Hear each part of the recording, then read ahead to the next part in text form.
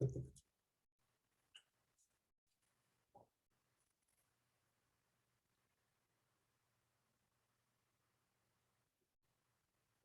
right, I'm going to go on mute. I'm admitting everybody from the waiting room.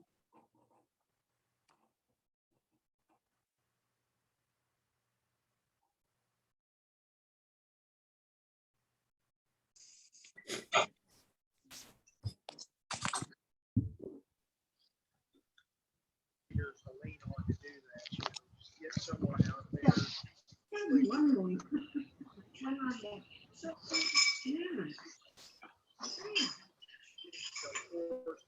Hi, everybody who's joining us today. I'll just go ahead and ask everybody to mute themselves and turn their videos off if you can. Thank you.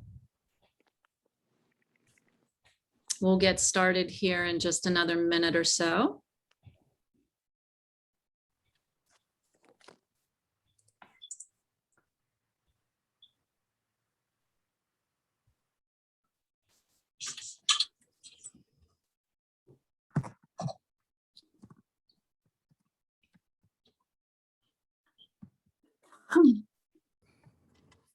Hi, everybody. As you're coming in, I'll just remind you to turn your videos off and mute yourselves. We are running this as a meeting today, not a webinar, in the hopes that we can just invite you to unmute at some point if you've got a comment or a question.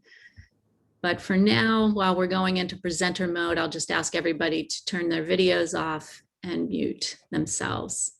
Just going to we've got a full house today, so we're just going to give everybody another minute to join us.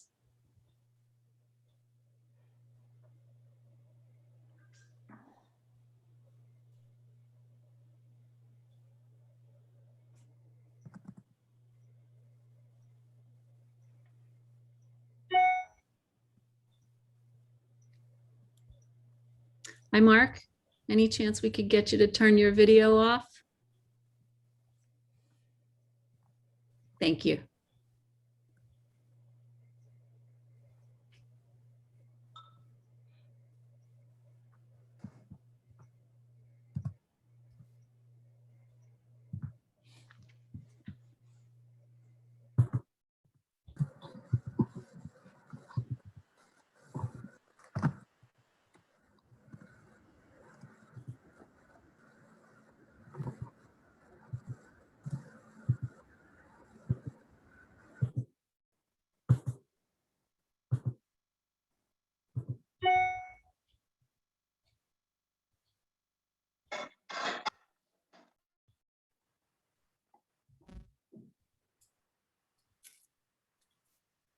Okay, I think we'll go ahead and start it. We have the majority of our people online here with us.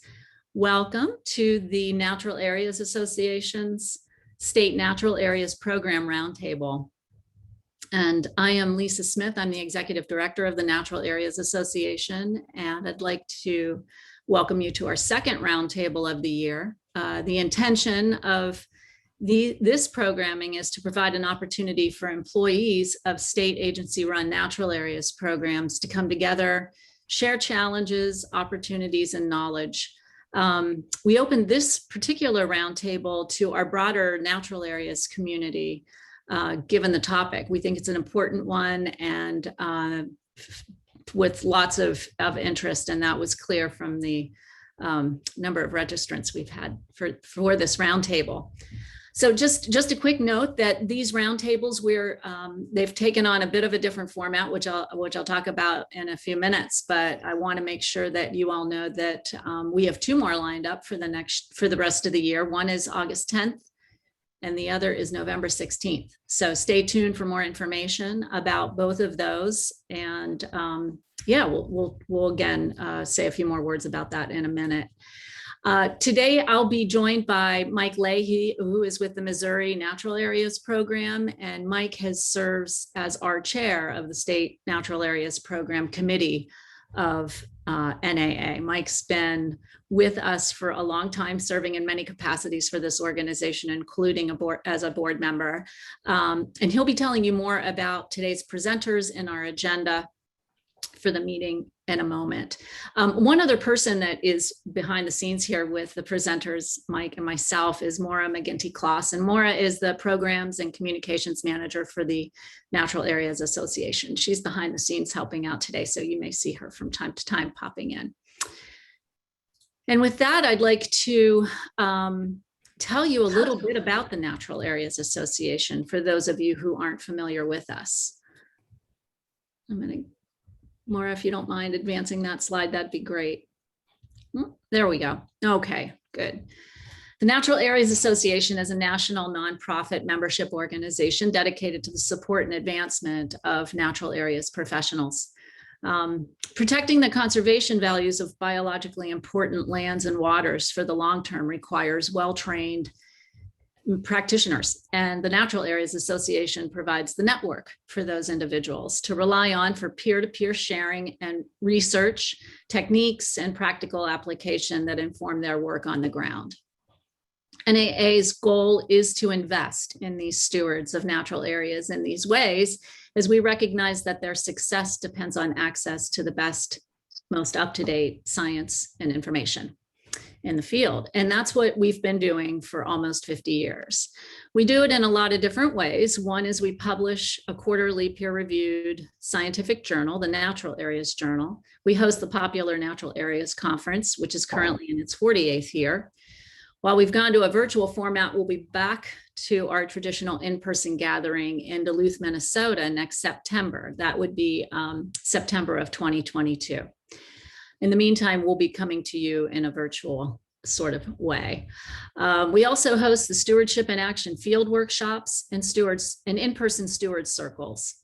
Our virtual programming includes an array of formats, from symposia to our popular webinars. And we have a few of those webinars I'd like to highlight for you right now. The first one on the list here is coming up May 18th. This is the USDA plants database. This database, many of you probably are familiar with and use, and it has been revised, and we're going to have a representative from USDA present that new database to you.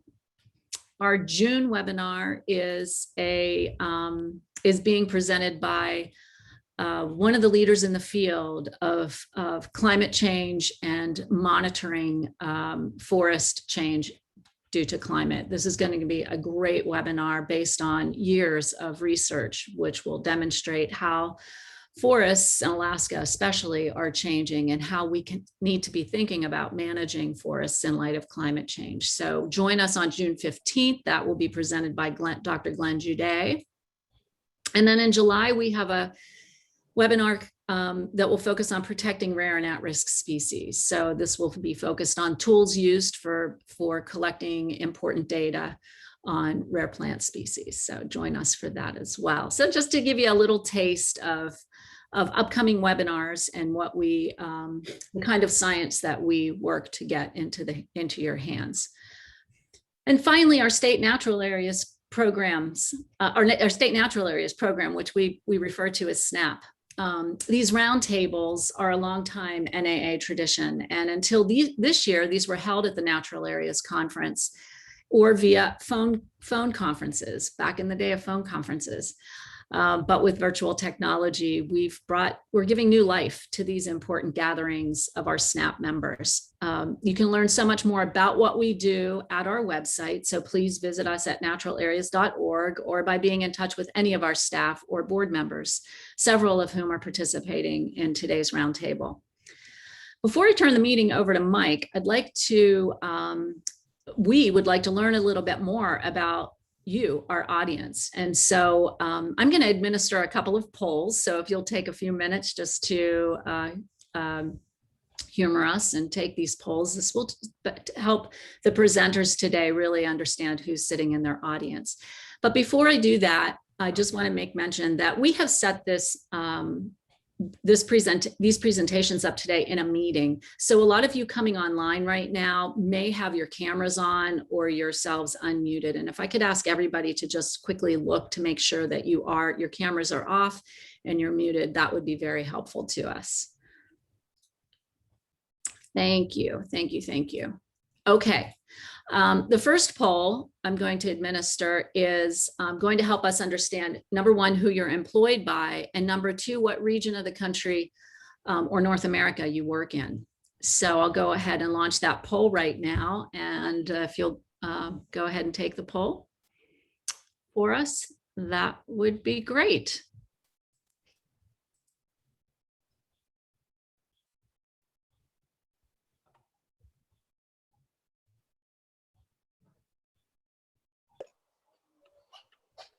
All right, I'm gonna let this go for another couple of seconds as folks are still coming into the room.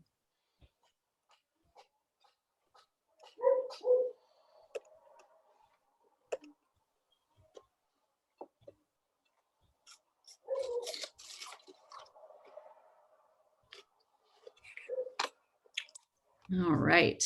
A few more and we should be good to go. Okay. There we go. 92% of you voted. And you can see that, here we'll share the results.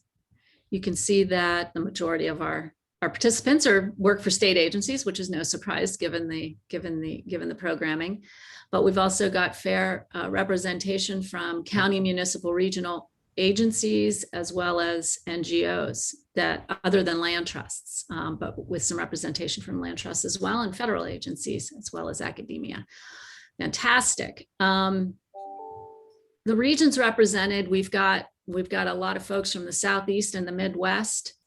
Those two regions probably are the most well represented. All right. Okay, I'll go ahead and stop sharing that. And then we have one more poll for you. Mike will introduce that one. With that, I'm going to go ahead and turn everything over to Mike Leahy. He's going to introduce our speakers. And I will encourage everybody, while this is a meeting, it operates the same as a webinar. Record your questions in chat. We will keep track of them. We'll turn back to you when the Q&A opens up. So please don't hesitate to post your questions in chat. All right, Mike, it's all yours. All right, thanks, Lisa. And thanks for that introduction to National Areas Association. That makes my job easier. We have two great speakers this morning. Our first speaker is going to be Dr. Stephen Enlow.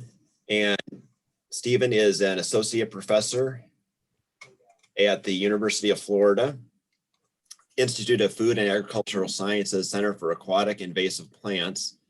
And he has worked there for a number of years. His research focuses on terrestrial and aquatic invasive plant biology, ecology, and management. And we're going to be hearing about advances in woody control of invasives, or invasive woody control, sorry, in Florida, and new technologies and advancements in technologies. And then after Dr. Enlow, we'll have some questions and answers for Stephen.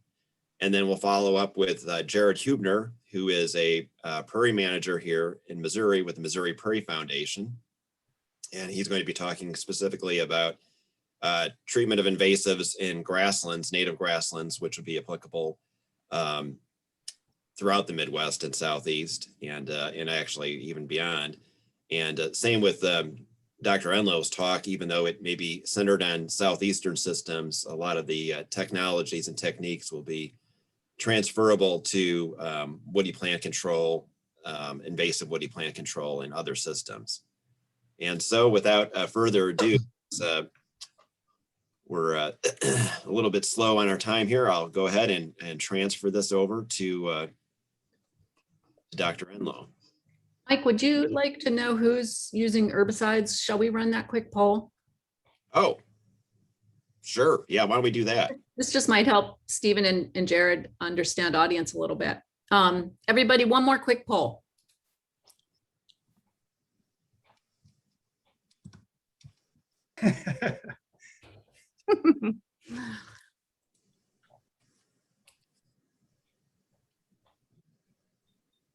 All right, I think we've Cool. got pretty good sense of the group. Does that help everybody? Oh, whoops, sorry, there we go. Sharing the results. Almost all of you use herbicides, so good to know. All right, thank you. All right. Shall I take?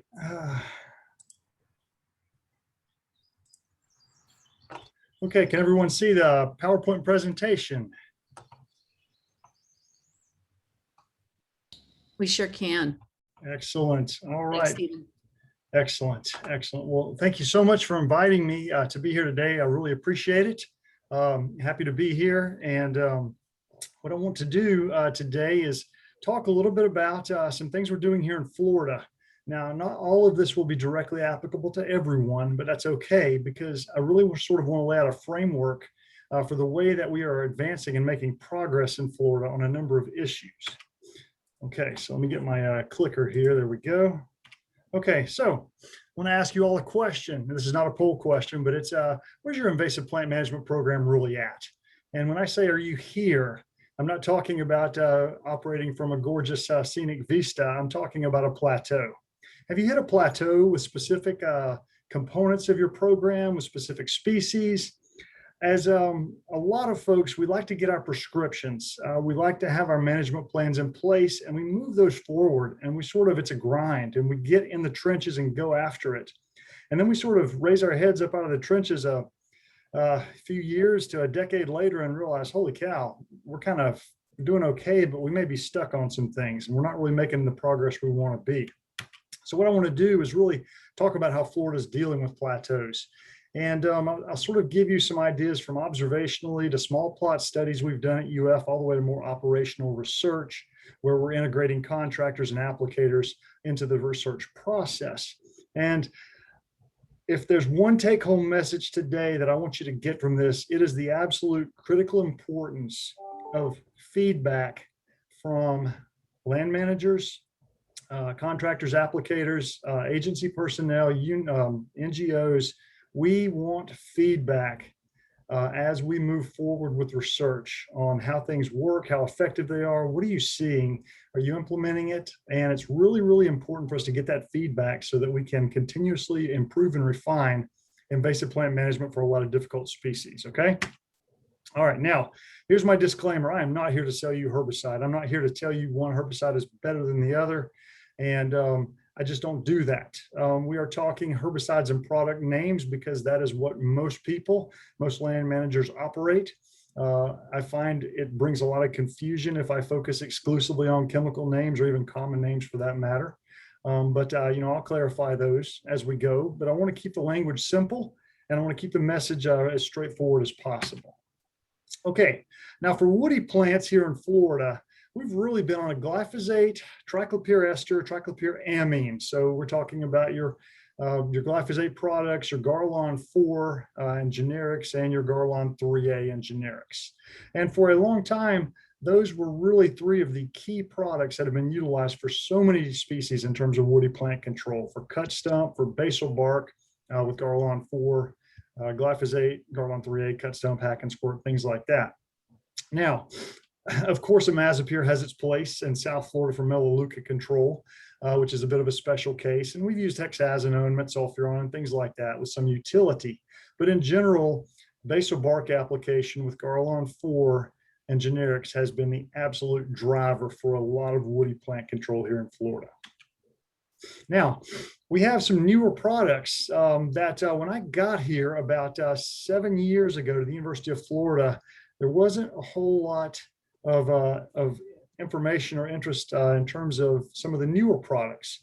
So aminocyclopyrachlor method herbicide had come online about 2010.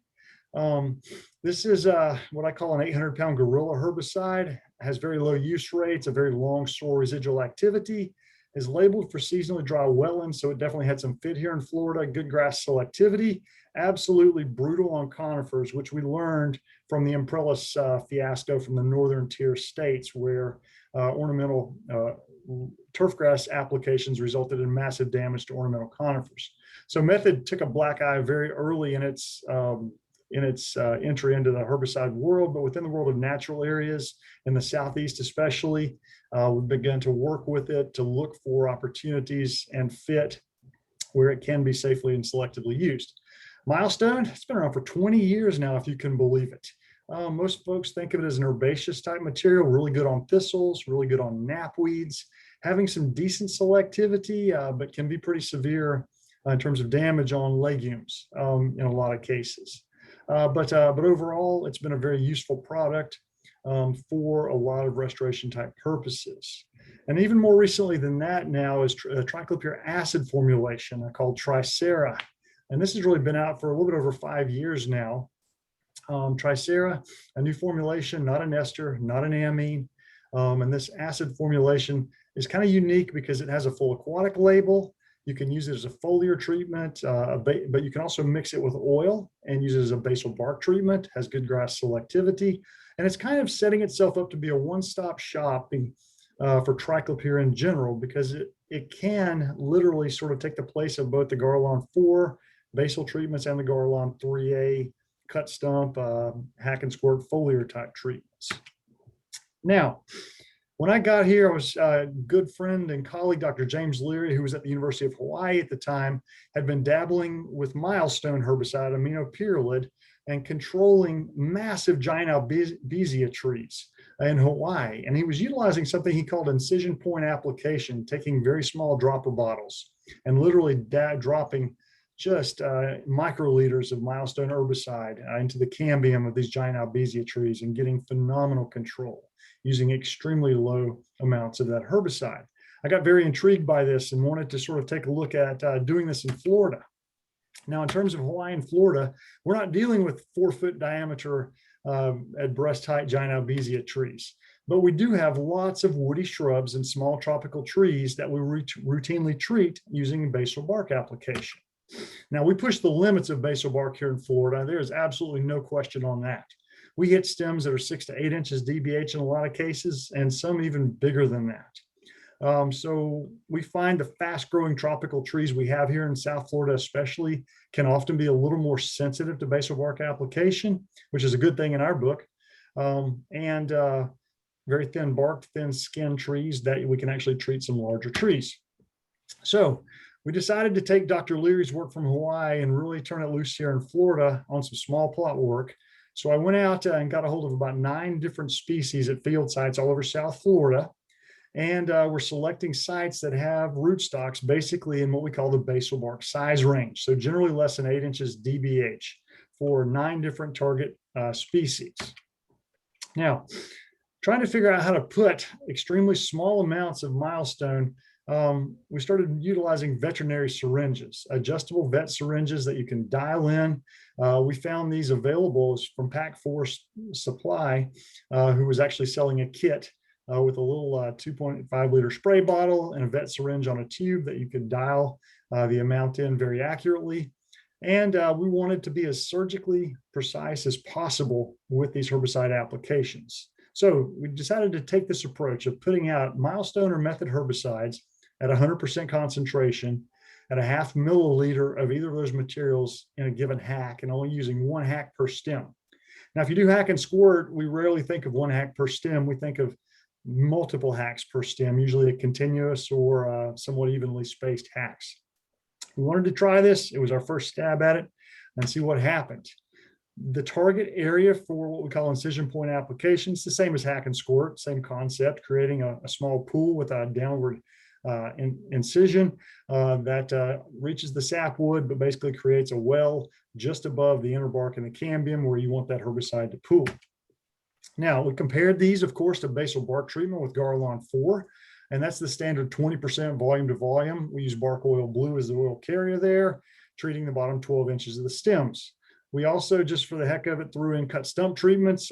It's not the favorite thing to do here in Florida, but a lot of people still do it. In this case, we use Garlon 3A at a 50% solution in water to compare cut stumps. We do this on lots and lots of replicate trees per treatment at multiple sites. So we get a pretty robust data set that gives us quite a bit of confidence when we go to analyze these statistically. Now, just to cut short here, this is the data, and this is mortality data for those 9 different species at 540 days after treatment. So we are two full growing seasons out. So what I want you to see here is where we use method herbicide in this incision point application with a single hack per stem at 500 microliters or a half mil of concentrated material per stem. We see extremely good mortality across all species down this list, at least 80%. The only one that came up short was a legume called Lucina, which is lead tree. Other than that, method was extremely effective by injecting that material very carefully into the stems. So 8 out of 9 species, we had greater than 75% mortality, which we thought was pretty cool. Go to milestone herbicide. Again, you can see here, we have about 5 out of 9 species where we had a greater than 75% control. I'll just run through the species list. This is Suriname cherry, Eugenia. Lagrostemia is actually crepe myrtle. Chinus terebinthifolia is Brazilian pepper tree. Aurites is tongue oil tree. Bischoffia is bishopwood. Triatica, that's Chinese tallow tree. Casuarina is Australian pine. Lucina, that's a lead tree. And then Melaleuca is, of course, a pump tree or paperbark Melaleuca. Okay, so bottom line is method worked great with the incision point. Milestone worked on about 5 out of the 9 species, not quite as powerful or effective. And what it failed on, like Melaleuca, boy, it really failed on. But what it was good on, it was generally very effective on. Basal bark comparisons here. Again, we had 1, 2, 3, 4, actually 4 out of 8 where we saw very effective basal bark. We do not basal bark Melaleuca. We use a girdle treatment for that. I'll get to that in a few minutes. But the bottom line was the hack and squirt method approaches are looking pretty good compared to basal bark for several of these species. Cut stump was probably the best out of everything, extremely effective for just about everything, with some resprouting on Chinese tallow tree as being our weakest impact there. So the bottom line is across all 9 species here, we saw some very promising results in terms of true mortality by injecting these herbicides with a very limited number of hacks, which is we were pretty excited about. Some of the things we tended to see when we would do this, you can see the hack right here on the stem, and we would literally blow the bark off the tree over about a 6 to 12 month period before the tree completely died. So you can see it almost looked like a lightning strike, both above and below where we treated. The canopy would defoliate very quickly, and we would rapidly begin to see limbs dropping from these trees over a 12 to 18 month period. So we were often left with dead standing sort of skeletons with very few small limbs, or the trees would completely fall over. For the ones still standing, of course, we shaved into these things, and the cambium were completely dry and dead all the way around the trees. And so, we confirmed mortality, and we're pretty excited with what we were seeing there. So bottom line is we felt like we had legitimized and sort of validated what Dr. Leary had done in Hawaii. We'd done it on multiple species and shown that we could get comparable or better activity than we were getting with basal bark applications. Basically, the time to do incision point application was similar to basal, typically way faster than cut stump, not having to chainsaw things down. But this last point here was one of the best ones. Herbicide use was typically 5 to 15x lower when using incision point application than basal bark. If you think about it, putting a half mil of concentrated herbicide per stem compared to treating the lower 12 to 18 inches using basal bark inevitably is likely to give you a lower total herbicide application. So we were pretty excited about that because it puts up some pretty big numbers in terms of reductions of herbicide use. And we were very intrigued by that and wanted just to see what the reality of that was going to be. So at the University of Florida, there's a legacy of the researchers at the Center for Aquatic and Invasive Plants doing operational research. Somebody not muted there? Yeah, somebody needs to turn their cell phone off or something, please. Thank you. Okay.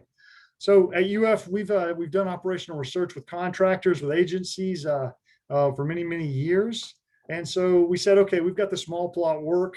We feel like we've got something here. Let's scale this up with some contractors and really get this technology out in the hands of folks, boots on the ground doing the work. And let's get the response and see how they do when we turn the technology over to them. So we wanted to examine incision point application, really compared to basal bark, which most contractors actually use.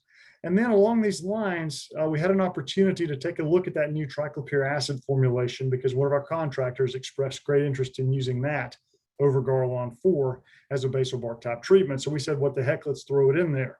Let's learn everything we can here. So we've taken a lot of data on these regarding measuring contractors and the amount of time it takes to do things, the amount of herbicide they're actually applying, the efficacy of the treatments, and of course, cost, which is something that's very interesting to everyone. So when you scale research up operationally with contractors, we find out we have a lot of details to work out. So basically, good university research is fine, and it's a wonderful thing. But getting it really into the hands of contractors is where you are going to learn a tremendous amount of, and we had a lot to learn. So basically, here's a couple of pictures of sort of how I viewed hack and squirt from my days at Auburn University and prior to that. When you think of a Garlon 3A label for hack and squirt, you'll see it says something about continuous or overlapping hacks, which you see here on the left, or something for an imazapyr type approach or glyphosate with evenly spaced hacks on the right. So when I start talking to South Florida contractors about hack and squirt, I think in my mind, they're kind of thinking about these types of things when the reality is a Florida contractor views hack and squirt from this perspective and this perspective alone, unless you're in the far panhandle of Florida. And this is called the Melaleuca girdle. So when you say hack and squirt, or they say hack and squirt, they mean we're going to girdle every single stem, and then we're going to spray that entire girdle with a heavy mix of glyphosate imazapyr. So just discovering that I wasn't even speaking the same language with the contractors regarding what they referred to as hack and squirt was the first thing we had to figure out.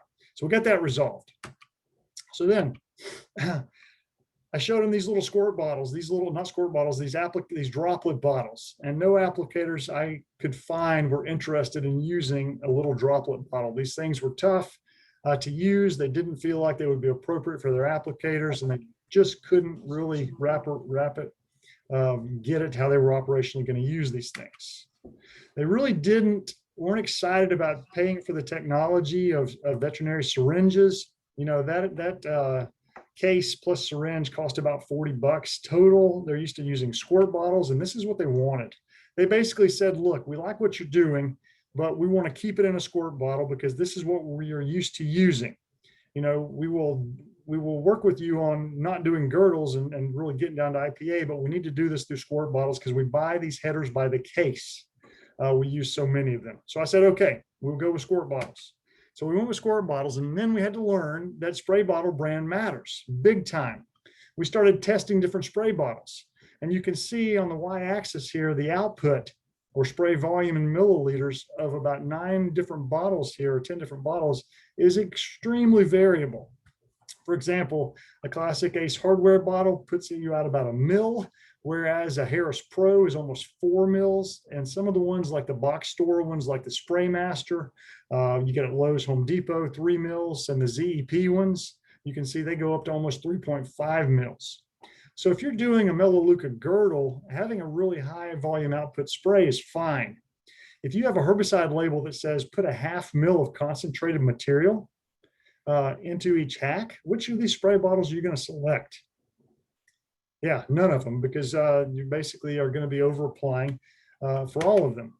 So basically, we quickly discovered that a lot of folks were using spray bottles that absolutely were not going to work for incision point application because they would have resulted in about a 5x to 6x overage per hack, and that will not go well for milestone and method.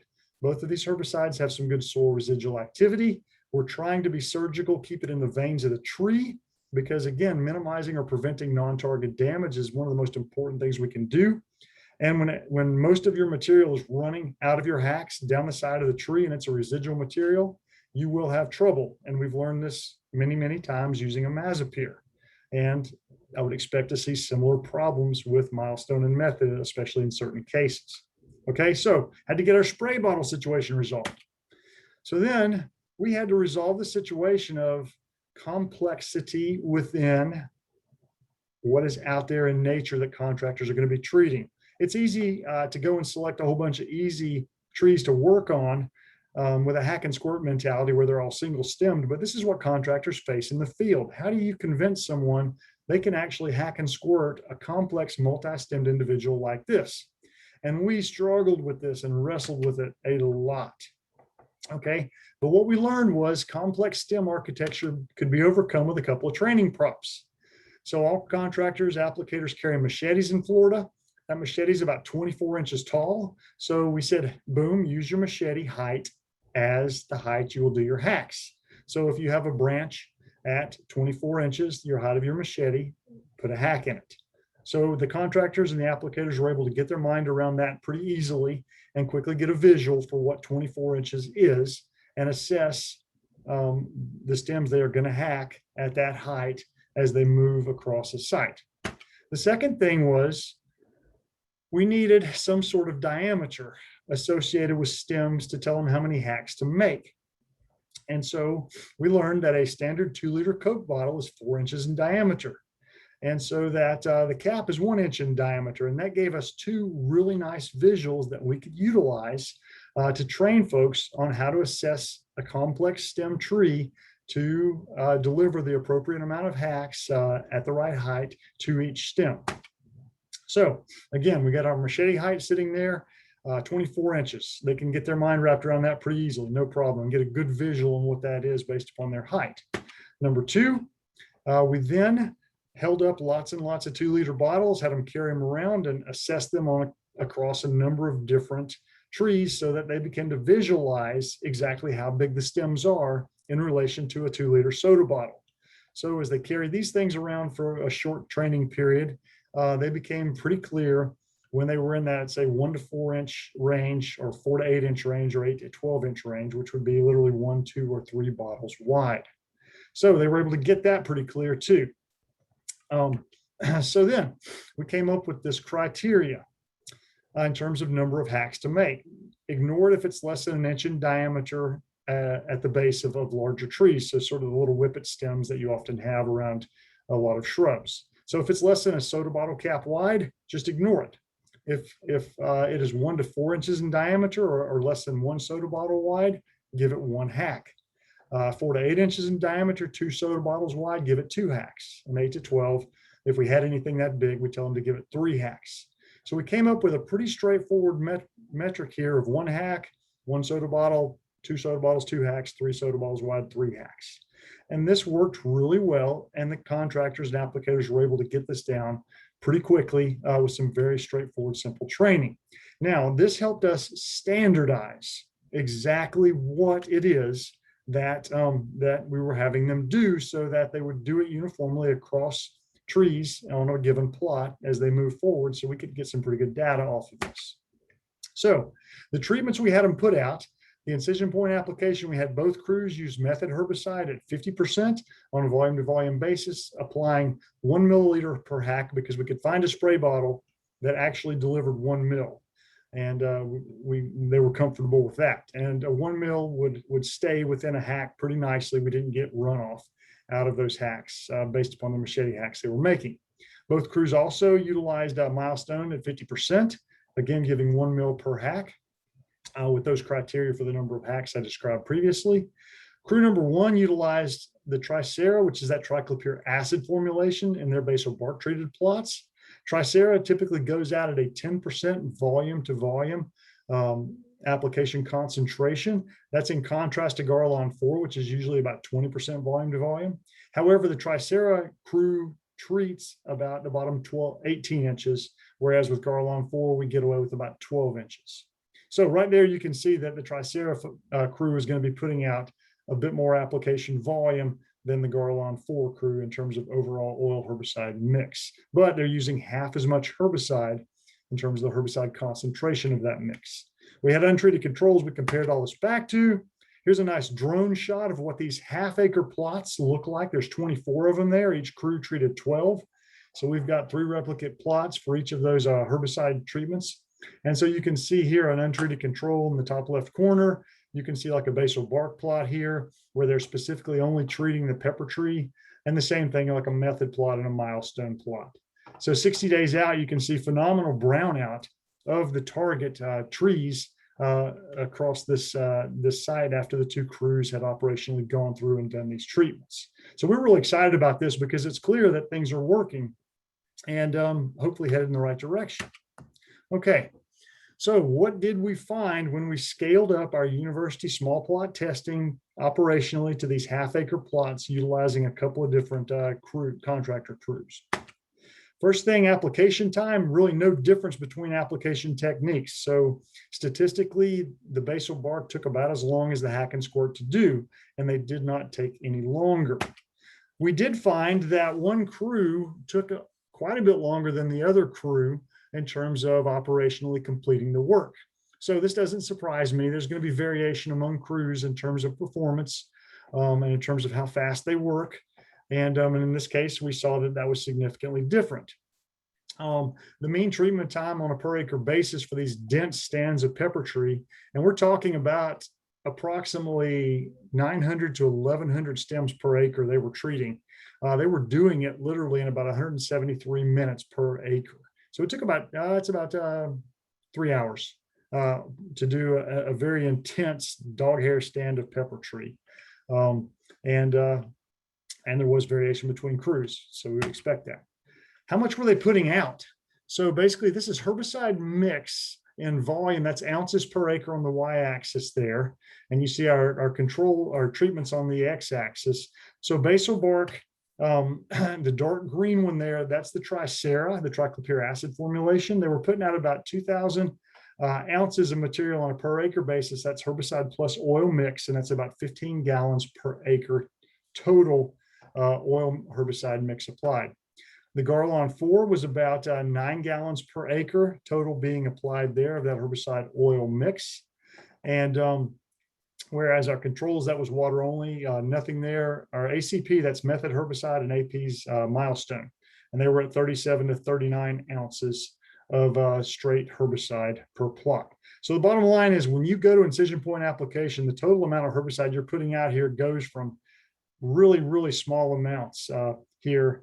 And then once you go to basal bark, you are putting out, literally 99% more herbicide, tremendous amount increase there in basal. So if you want to really cut down the amount of herbicide going out, shifting to incision point application will do that instantaneously based upon the label restrictions for those herbicides.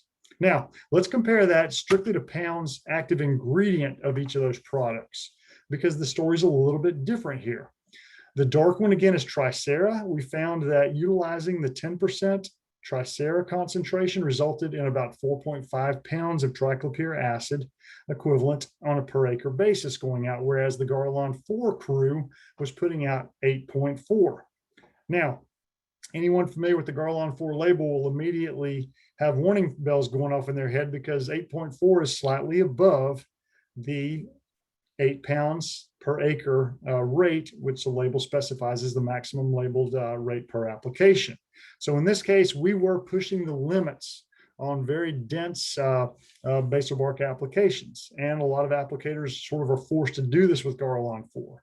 Cutting that concentration of Tricera in half got them way below the maximum labeled use rate for Tricera, and we thought that was a pretty good thing.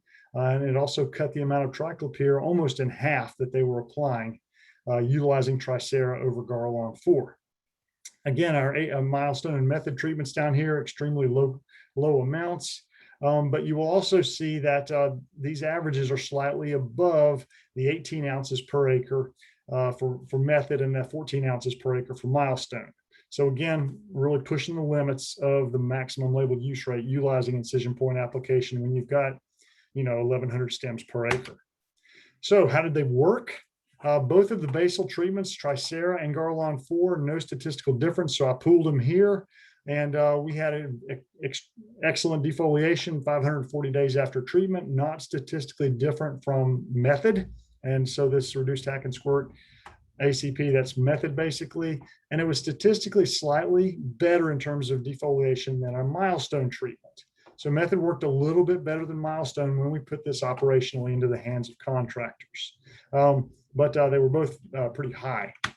However, when we looked at actual sort of frequency of 100% defoliation, couple this with no stem sprouting, we'll call it mortality. Basically with basal, we had about 87% mortality.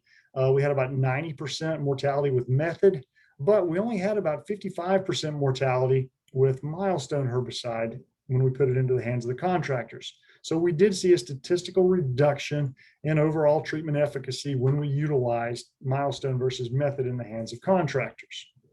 We're a little disappointed by that, but I think it's a fundamental reality that method is just a more powerful and robust product overall than milestone is, and that we're going to need to figure out a little bit of surgical refinement to make milestone more effective on certain species when we utilize it this way. Now, what about costs? Okay, so we've talked about ways to reduce herbicide use into the environment by shifting to incision point. Or reduce triclopyr total applied in the environment. When we crunch the numbers here, the dark bar here again is Tricera. So this is in cost in US dollars per hectare. You'll have to divide that by 2.471 to get it into a cost per acre. So that's about 300 and a little bit over maybe 350 in terms of the Tricera. It's a more expensive triclopyr product currently. Here's the Garlon 4, which we got that down below 200 per acre, doing full basal bark. And our milestone and method treatments here were both statistically not different, and they came in about $40 in terms of herbicide costs. So you can see you're utilizing way less herbicide. The sticker shock is when you buy a gallon of either of these, where they run about $300 a gallon, but when you're only putting out 14 to 18 ounces per acre, it turns out to be substantially lower cost than even the triclopyr treatments. So we thought that was kind of interesting from an economic perspective. So bottom line is we have learned so much from this process of observing what was going on in Hawaii, bringing it to Florida. We learned application time-wise, we can do incision point application in a similar time to basal bark application. We can definitely reduce herbicide active ingredient big time by going to IPA, or we can reduce it among triclopyr products by shifting to the triclopyr acid formulation over the ester formulation when doing basal bark. Efficacy wise, clearly the two triclopyrs worked great.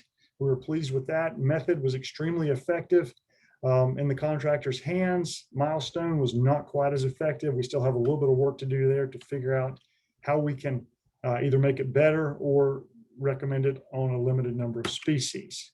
Cost-wise, you saw the differences there. We can actually get our cost of application way down with incision point application. But there's some trade-offs there in terms of the triclopyr formulations that you may be utilizing. And again, label rates are going to be the issue in terms of stem densities for just about anything. In this example, I told you that the triclopyr ester or Garlon 4, only one out of the three one out of the three plots were within labeled rate of 8 pounds acid equivalent, and the average was 8.4. And that was just because the stem density was too high in a couple of those plots. The triclopyr acid, again, all three of them were within label range there, which is actually 9 pounds acid equivalent per acre for Tricera. So we had plenty of room, plenty of flexibility there. Reduced hack and squirt with method, 4 out of 6 we were in, and with milestone only 1 out of 6. So you sort of couple the lack of total activity based upon the high stem densities, and milestone was going to kind of be trouble there, and it's something we'll have to be careful with in terms of maximum stem density per plot. So basically, we've gotten method out into the hands of contractors. We have some early innovators, early adopters here in Florida. The water management districts have jumped on this, and both the South Florida and Southwest Florida water management districts are doing these incision point application techniques across multiple species over hundreds of acres now. So we are starting to collect some larger scale data, even beyond our half-acre plots, where we're literally going out. Contractors are treating 100, 150 acres at a time with these. So we are continuing working on training for changing to this novel, what we call reduced hack and squirt or incision point application technique. Clearly, we've got to overcome some sort of thinking among the way contractors look at hack and squirt. And probably the most important thing that we are also moving forward is flashback work. We know method herbicide has a lot of soil activity, and we want to make sure that we're not seeing flashback with it. We're also looking at potential flashback with the new triclopyr, the Tricera acid formulation. And so we're moving into a lot more environmental type fate work with those herbicides as we continue to work on this technology and sort of get it in the right direction and continue to refine it for land managers to begin to adopt. So I want to thank the district, South Florida Water Management District, also Department of Defense and the University of Florida for the support and funding they provided. And with that, thank you very much. I'll be happy to take questions.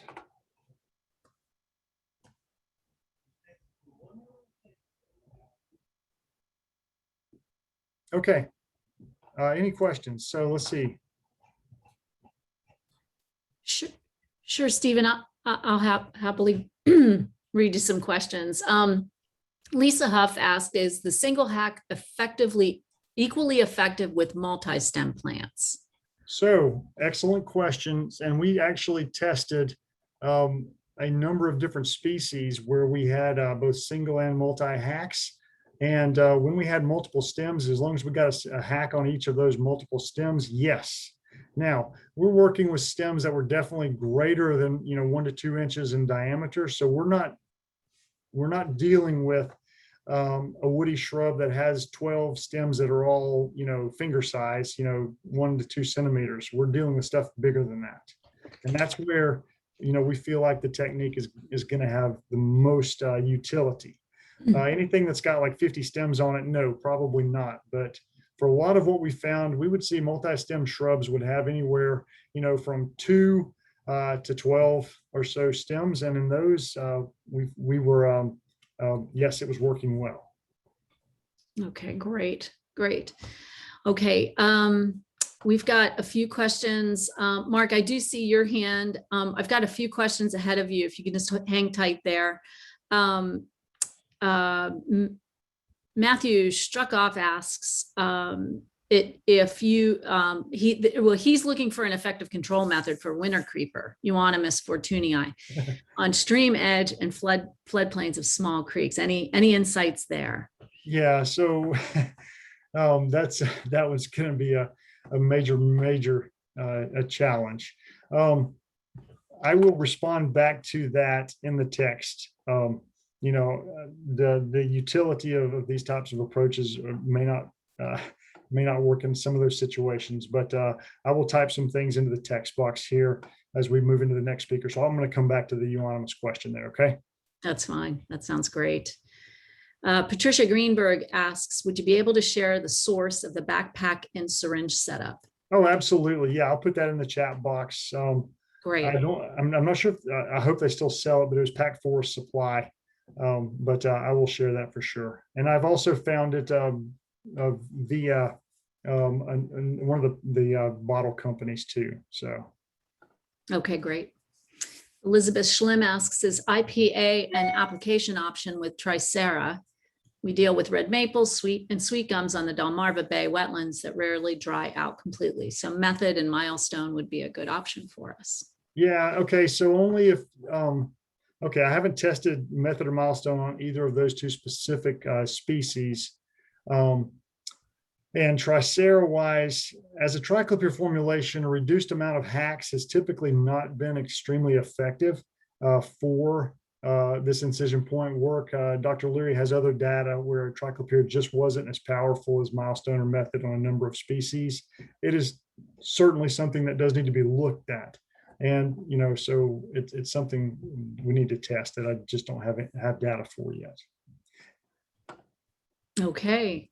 Patricia Greenberg, what does herbicide flashback mean? Okay, basically when you treat one target individual and another non-target tree very close by to it experiences what is apparent herbicide damage. That sort of was coined through imazapyr, which would often leak from the roots of one treated tree and be picked up by the roots of a very close by treated tree or shrub, manifesting the symptoms of imazapyr within that. Other avenues of flashback: volatility of the triclopyr ester, the Garlon 4 from basal bark applications, where you saw leaf curling on non-target, non-treated trees that are close by. Those are types of flashback. Okay, thank you. Just a couple more questions. I think we can get them in real quick before our next presenter. Adam Oliver asks, what time of year or developmental stage of plant are you applying treatments? Outstanding question. So in South Florida, South and Central Florida, the seasonality, yeah, there is some seasonality, but we can do this most of the year. Things are off in South Florida when you get into the tropics and really lower subtropical areas where we don't have that classic deciduous conditions where we often recommend you do these treatments in the late fall or early spring, say across much of the South and other parts of the country. Whereas we can almost do it 12 months of the year, and it's often more predicated upon with the dry season or when there's no standing water on the sites. Great, thank you. This last one, or next to last one, you may have answered with Lisa Huff's question, but Hans Landel asks, must you treat all stems of a multi-stem plant? So, okay, and what we've done so far, largely yes. And again, so that limits anything with like 50 stems, but overall, when we have treated, 8 to 12 stems on a given shrub, we've been very successful. The question bodes is how low can you go and how many can you actually reduce that? And we just haven't done that work yet to see if you could actually cut down that number. Somebody else asked the question about statistical controls in the experiment with hacks with only water. And yes, our contractors hack and inject water into those hacks so that we do have that, which is very appropriate to do in terms of our statistical analysis. And when you make hacks, inject water into them, absolutely nothing happens to the tree. Okay, super. All right, Mark, since you popped in, we'll have you go ahead and ask a quick question and we'll see where we stand time-wise. I learned to do hack and squirt in Hawaii. There was one tree where the xylem and phlegm move up and down. So that one we had to hack and squirt all the way around the tree. The other trees, just one hack or two hack and squirts was adequate. Then when I came back to Maryland, I had about a dozen privet trees, about 4 to 8 inches diameter. In January, I just did 2 hacks and squirts. And that was actually in January, it was at 50 degrees, and they all died just like that. Now I find, I think it's Tree of Heaven is another one where xylem and phlegm, where you gotta treat all the way around because xylem and phlegm don't move sideways. So that way you gotta do it all the way around. So I just wanted to pass that on. You might pay attention to whether you have an unusual tree where the flow side is not all the way around the tree. And by the way, glyphosate worked fine. Okay, excellent points there. It's interesting about the privet. I appreciate you sharing that. Tree of Heaven is certainly the species that needs to be looked at.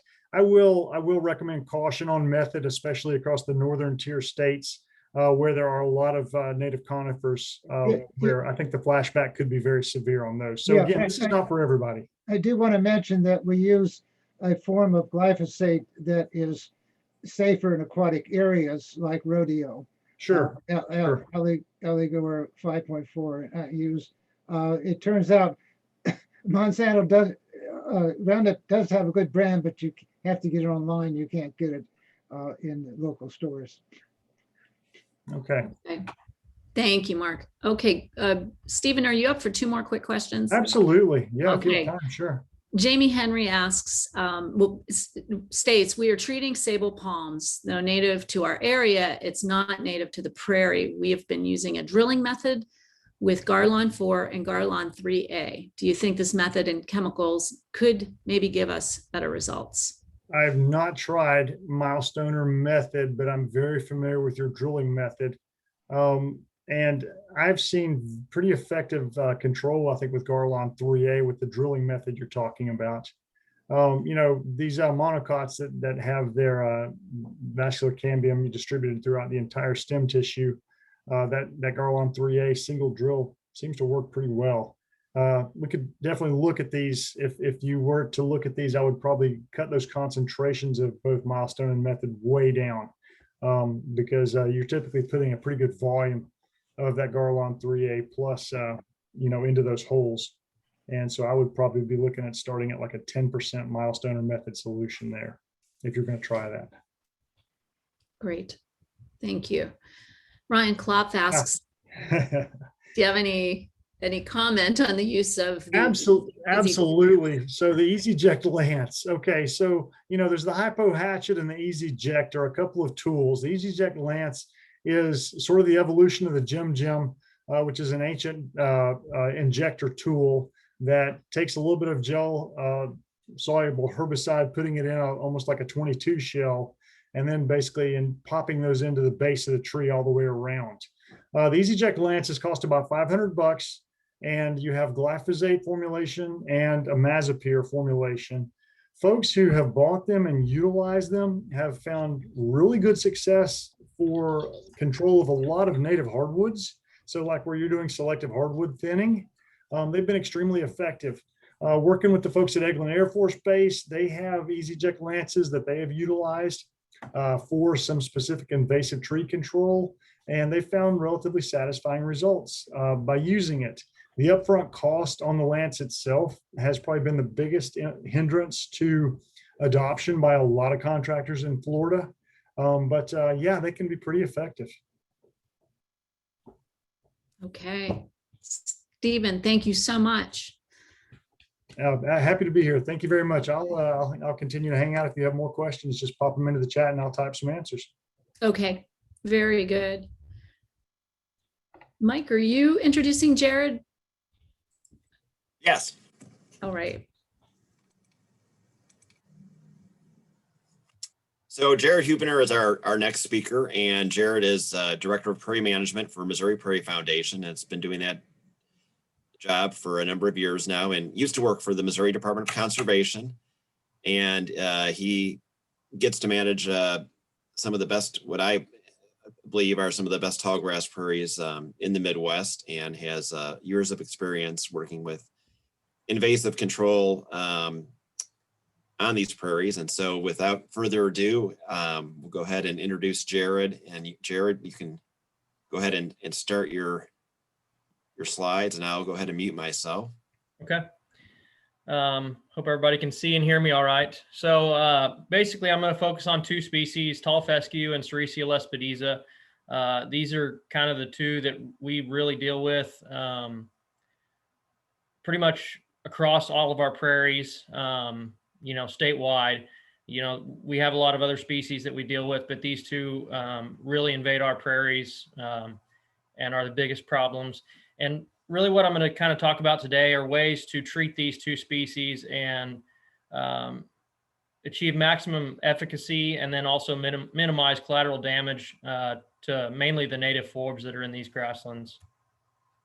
And as Mike mentioned, most of our prairie sites are really high quality, ecologically intact remnants. So, 200 to 300 species is really common on these prairie sites. This photo here, you can see the kind of hayed prairie to the left and right, as well as in the background across the draw. And this is kind of a waterway where fescue has encroached from the neighboring field. So very common type situation on our prairies. Real quick, a little bit about the Missouri Prairie Foundation. Our mission is to protect and restore prairies and other native grassland communities through acquisition, management, education, and research. We've really been in kind of an acquisition phase the last few years through various donations and grants. We've been fortunate enough to acquire several tracts of land, bumping our total up to 25 prairie tracts, totaling around 3,700 acres. One of our most recent acquisitions is up near Sedalia, Missouri, a 400-acre prairie with 100 acres of original remnant prairie on it. We do have some reconstructions, usually mixed in We don't have a lot of standalone reconstructions, but we'll have some, adjacent to remnants on a given site. So tall fescue, you can kind of see that first slide I showed some fescue in the waterway. Here on the right-hand side, I've got an area that I've mowed. This is actually an urban site here in Joplin, Missouri, about 8 acres in size. And really the invasives kind of invade from the edges, and over time they'll expand throughout. Basically, the timing for treatment on the tall fescue is going to be the spring or fall. Like to achieve about 6 or 8 inches of new growth on that fescue. Haven't achieved real good success if you're spraying old growth. So if you haven't mowed off the growth from the summer and spring growth and you're trying to treat in the fall, you're not going to have real great results with that. And then in the fall, after a frost is really important. Before the emergence of warm season grass, we've had pretty good luck with this in the spring.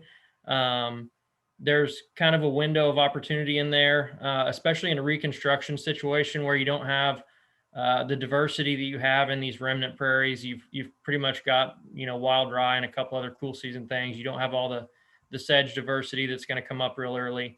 And then I noticed the last couple of years in some of our northern sites where we've got some smooth brome expanding, there's really a good window of 2 to 3 weeks where that smooth brome is up and pretty much no other grasses are up. And this gets me to my plug for clethodim. Not really a chemical salesman, as Stephen mentioned, but I really kind of switched over to clethodim in the last couple of years. It's a grass selective herbicide, goes under several trade names, but almost just as a precaution, just in case we're killing forbs in the fall. The notion has always been that if you wait till after a frost, 27, 28 degrees and it frosts, you're not going to kill any of those forbs in the fall that are still green. That doesn't seem entirely true to me. We're actually going to do some small trials this fall on some more of our degraded sites where we basically go out and spray over some small area of green forbs, things like mountain mint, some of the prairie violet species, and other, things that overwinter as green plants. We've really been kind of worried that in killing the fescue, we're killing out several species on these prairies as well. So that kind of prompted the switch to clethodim. But yeah, for this smooth brome, like I mentioned, there's really a couple weeks there in the spring that we can target that with the clethodim. And there's really pretty much no other grass species present. You may see a little bit of herbicide damage from the crop oil that you have to use on those forbs, but it really shouldn't kill those established forbs. So here's a reconstruction field. You can see on the right-hand side, it's been treated. The left-hand side has been planted and it's foxtail regrowth there on the picture. You got 2 different rates pretty much that you use, 1 quart per acre in the fall, 2 quarts in the spring. Clethodim, you'll use about 16 ounces per acre with crop oil would be the max rate on the clethodim chemicals, generally speaking. And then for reconstructions, we're looking at a minimum of 2 treatments, all the while controlling that seed production in those plots. So if you've got fescue that you can't treat in the spring, you definitely want to hay it or mow it to keep it from going to seed while you're prepping those for the fall season. So a few things that I've incorporated with my fescue treatment to maximize the success.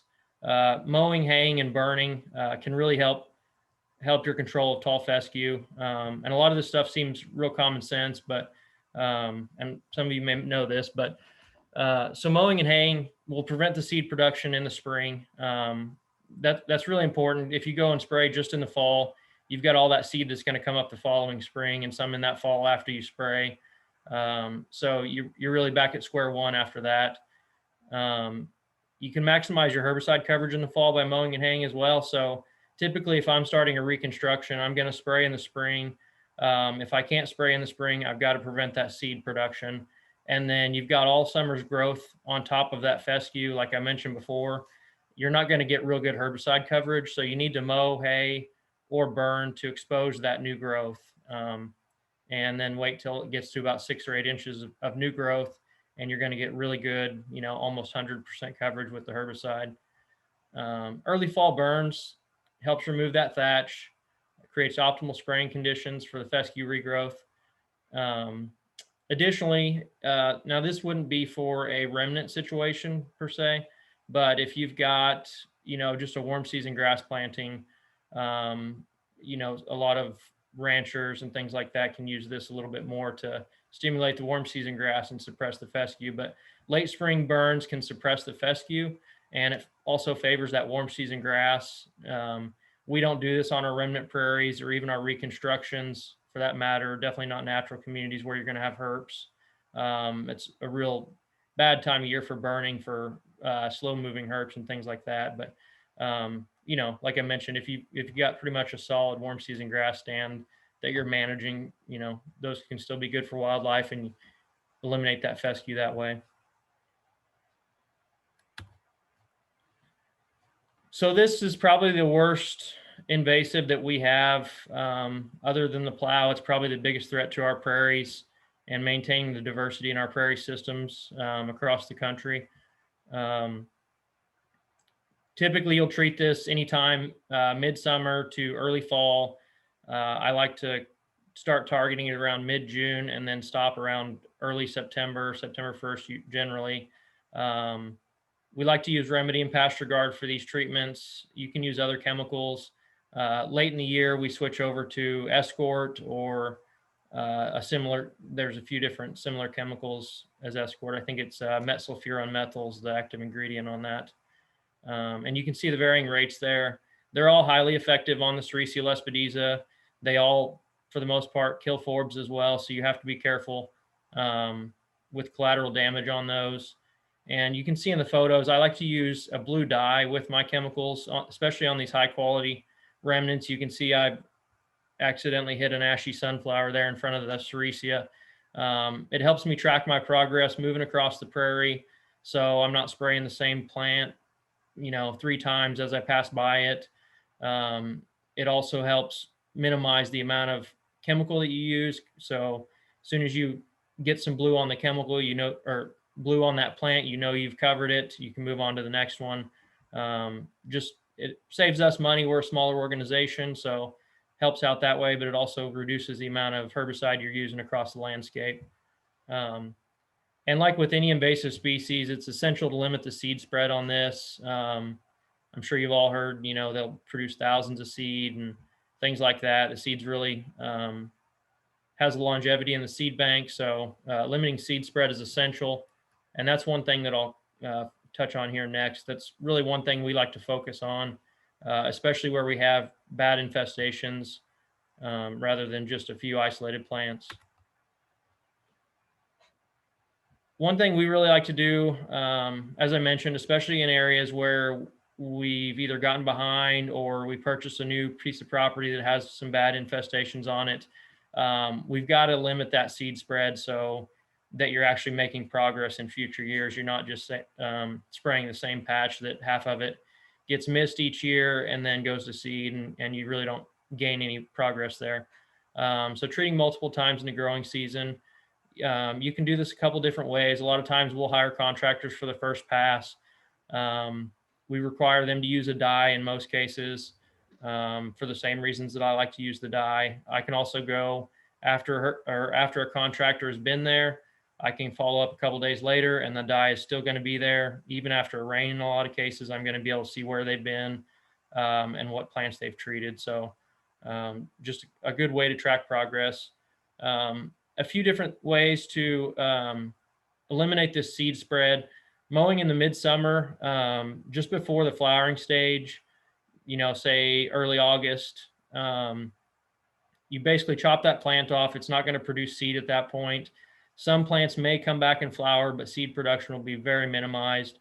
And it also stimulates that Sericea to go ahead and try to regrow and try to flower. So a lot of your natives at that point have already flowered, already produced seed, and they're really not going to do a whole lot of growing the rest of that summer. So it seems like that Sericea gets a really good jump. Meanwhile, the summer, wildflowers, they're kind of really stunted by that mowing. You're not going to kill them by mowing them, but they're just kind of set back. And the Sericea, in my experience, what we've been doing, whether it's haying or mowing, that Sericea will get up a foot tall before about anything else gets up the same height as them. So you give yourself another application window in that same growing season. Whereas if you don't chop it off and let it start over, you've missed that second application window, as well as you're allowing those missed plants to go to seed that year. So this can also work really well on other invasives. One thing we did the last couple of years at some of our urban sites here in Joplin, we were kind of under a strict timeline to get some stuff planted via some Fish and Wildlife Service grants. And so we rushed the preparation stage. We didn't get the multiple glyphosate treatments that I typically like. And just being around some golf courses here in town, Southwest Missouri, we have a lot of Bermuda grass. We had pretty good luck last year. Even though it was a drought in this part of the state, we had pretty good luck spraying the clethodim on Bermuda grass after mowing. And it set back the native grasses that the desirable natives that we planted in there enough, and we're talking mowing it down to 3 inches. So you're mowing those natives back to where there's not enough leaf blade to get adequate herbicide coverage. And we came in about 2 weeks after the mowing and sprayed it with the clethodim herbicide. So you're not hurting those forbs. You've got them mowed back. So there's not a leaf surface there as well. And actually saw a pretty good die off from the Bermuda. We're going to evaluate that. It's really just now starting to actively grow. I've been out on the golf course here, and it's not really coming back like the surrounding areas that weren't sprayed. So we've got some hope for that method. It's worked for us as well on clematis. Sweet autumn clematis is really invasive in some of our urban sites here. And same way, we'll go in and mow it off, even in an area of dense forbs on a remnant prairie setting. It really jumps back, and then it's more of a bush instead of a vine that's sprawling across all your natives. So you're spraying one isolated plant that is just kind of grown up about 6 or 8 inches taller than the surrounding vegetation. You've chopped off the leaves of the desirable natives, so you're going to have a lot less collateral damage there. Other things that's applicable to would be thistles. We did the same thing with some Korean Lespedeza that was pretty rank in one of our plantings as well, and have had good luck with that. I was just out there doing some surveys on flowering plants for monarchs, and we've got a lot of really, really good desirable natives we didn't see last year in the same plot. So it seems to have worked really well. Like I've said, you chop off all those desirable plants, those either they're lower growing or they're just more aggressive and grow back quicker. We're having really good results doing that. So just showing you these two, the difference between these two. For those of you that don't know, Sericea lespedeza is on the left. It's going to have more parallel venation, the herringbone pattern, and our native slender lespedeza is on the right. It's often a darker green. But if you don't have the two next to each other, it's kind of hard. Just focus on that parallel venation there. Here's a photo just showing you the herbicide dye. You can clearly see the front half of the photo has been sprayed. The back half is not. A few additional considerations that we like to go by. We always try to use the least amount of chemical to do the job. So, if we can do a mowing to set things back and use a lesser rate because you're spraying a younger plant at that point, or various things, you use less chemical, we'll always try to do that. Always use proper chemicals for riparian areas, steep slopes, shallow soil, etc. We're always considering the surrounding native vegetation. Like I mentioned, these native remnants in most cases are over 200 plant species. So there's always a high chance for collateral damage. And some of these plants are really conservative plants that, we may have a dozen of them on a whole entire prairie site. So we've got to be very careful. One thing that we, like the milestone, I've got a lot of high hope for milestone. There was an interesting publication I found a couple years ago.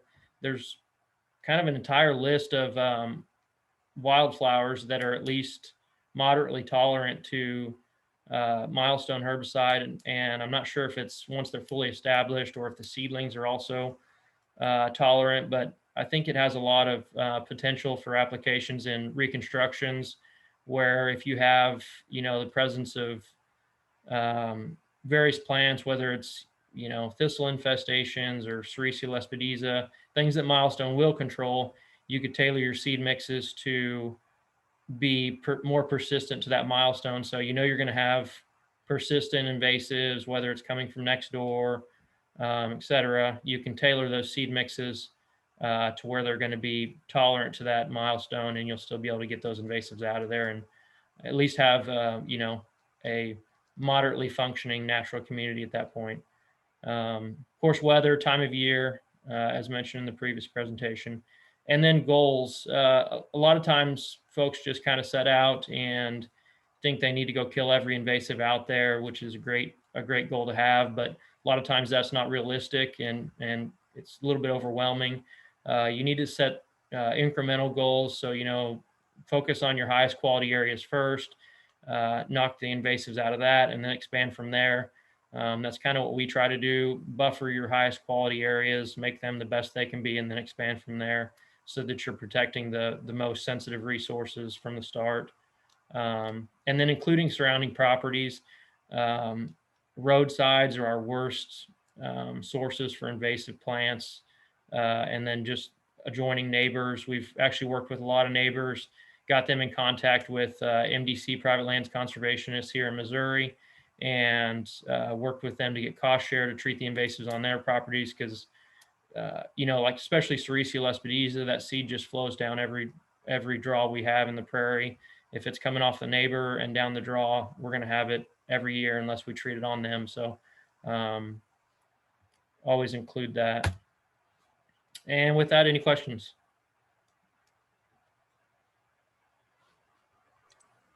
All right, Jared, I'll go ahead and read through some of these questions, and then I had some questions myself. So one of the questions posted here was, can you spray very slowly to avoid non-target plants and thus use less herbicide and pay contractors more for time spent? You can. And one thing that really works well, like if you're backpack spraying, spray directly down on that plant. You can get nozzles that are angled differently. Instead of a 45, they'd be a 90, so they're straight down as you're holding a hand wand out. As we're ATV spraying, you don't spray from 10 feet away, you get right next to it. There's a lot of things you can do to minimize collateral damage from that standpoint, but you have to, I'm the only field staff for the Missouri Prairie Foundation. We're nearing up on 4,000 acres spread across the state of Missouri, pretty much in all corners. So, and then we also have limited contract dollars. So you've got to do what's going to be highly efficient as well as cost effective. And then, we got to make sure we're covering every acre every year as many times as we can. So it's kind of a, cost benefit, what's going to be the most cost effective and then also give you the best control. Got it. And then another question was, can you reiterate your treatment of Bermuda grass with the clethodim? Yeah, so we don't have any final results yet, at least right now, compared to my yard that's Bermuda grass. It's looking promising. So we went in, it was mid-August, probably second week of August, we went in, and we were in the middle of a drought. So I was a little bit concerned we weren't going to get great results. But we went in and basically short mowed all of our planting sites here in town. We got about 50 acres in total across City of Joplin, Parks property, golf course, et cetera. And we went in and mowed all of those sites. And basically we had killed the fescue out prior to, but we didn't get a good kill on the Bermuda grass. And so it just exploded on us. And so we just knew we had to do something with that Bermuda to get other plants established. We had good warm season grasses coming up. And so we didn't want to kill those warm season grass seedlings with that clethodim. So we mowed them off 2 to 3 inches high, essentially with, lawnmower style mowers, and came in about 2 to 3 weeks later. That Bermuda is really low growing anyway, so it was already leafed out, ready to go. Meanwhile, especially in the middle of the drought, those warm season grass seedlings pretty much stayed chopped off with very little leaf surface to them. We sprayed the clethodim at a full rate, 16 ounces to the acre, and we saw a noticeable die-off in the fall. Additionally, we did see a lot of the native grasses, big blue and Indian grass primarily, actually went ahead and regrew and produced seed heads by the end of the season. So we knew we were pretty safe on not killing those seedlings that we had just planted last spring. So we'll have some final results on that this year, probably within the next 3 to 4 weeks. And then there was another question whether you think that a similar treatment option would work well on old world blue stems like Caucasian blue stem, but I'm not sure if you've had to deal with that yet or not. We have a little bit of Caucasian blue stem on one site. I don't know that it would regrow vigorously enough over the other blue stems to create that same effect. It's going to grow similar, I think, to the little blue stem, big blue stem. The reason that it works well in the Bermuda grass is because it's growing vigorously already at 2 inches. And so when you're chopping everything off that's above that 2 inches, all you're left with that has adequate leaf service for herbicide coverage would be the Bermuda grass primarily. Got it. This other question, I'm curious what the answer would be because I have no idea. Do you mow at the height done by bison instead of cattle? I don't know if there's any difference in grazing height between those two. Yeah, I don't know. I don't have a great answer for that. Yeah. How short did you say you mowed the Sericea? There was a question on that. Typically it's going to be with a like brush hog finish mower style mower, or even haying. We had a 40-acre CRP tract that we came in and had the neighbor hay for us, and had really great results with that. And they're going to be cutting it 3 to 4 inches in height. So, a finish mower brush hog would be 4 to 5 inches high, probably. It's a lot thicker vegetation than these plantings. It's remnant prairie or established CRP in a lot of cases.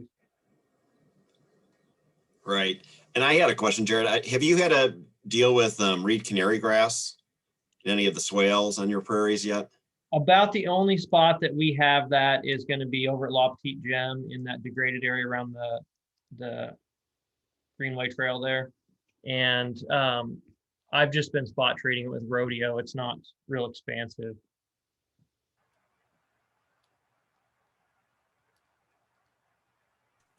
Okay. At this point, do folks have any other questions for Jared? Please either put it in the chat, or if you want to chime in, unmute yourself. Otherwise, I'll just wait and see if we get another question or two. Then we'll kind of have I'll post some questions, and if folks have other questions, we have time for a little bit of round robin discussion here. So yeah, please let me know if there are any other questions for Jared or Stephen.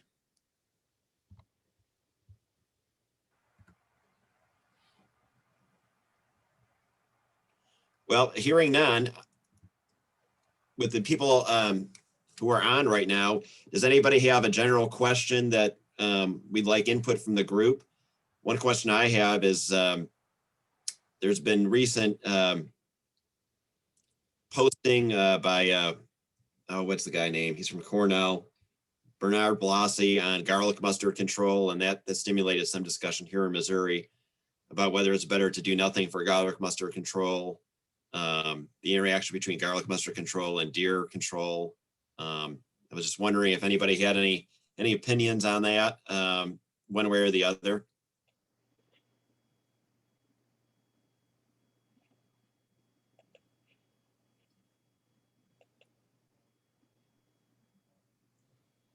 Hey, Mike, this is Ryan. Can you hear me?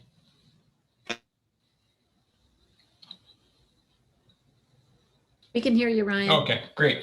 And I'll take a stab at your question. I read that paper about garlic mustard treatment as well, and it's been in the back of my mind. I'll just offer my